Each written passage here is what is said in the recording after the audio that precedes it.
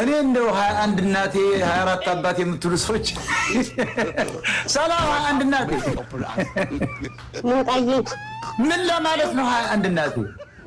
እንዴ ማርያም እኮ ናት ምን ሆነች ነው እና ማርያም ያንቺ እናት ከመቼ ወዲህ ነው ማርያም ላንቺ እናት ሆነች ለምን አትሆንም ለአንተም እኮ እናት ናት ኖ በፍጹም አንድ ልጅ ብቻ ነው ያላት በመንፈስ ቅዱስ ያረገዘችው እሱም ኢየሱስ ክርስቶስ አልፋና ኦሜጋ ይባላል የመቼ ደግሞ አንቺ በየትኛው ዘመን የተወለድሽ ነሽ ከማርያም አንተ የመርጌታ ልጅ ነህ እንዴ ፋክት እኮ ነው የምነግራችሁ እናንተ ኦርቶዶክሶች የምትባሉ አጭበርባሪዎች የማርያም ልጅ ናት አንተ ከኢየሱስ አንድ ልጅ ናት እንደ ጴንጤ ደግሞ 8 ልጅ ያላት ብላችሁ ልትመጡ ነው ኦርቶዶክሶች አራቷ አስቀሰፈን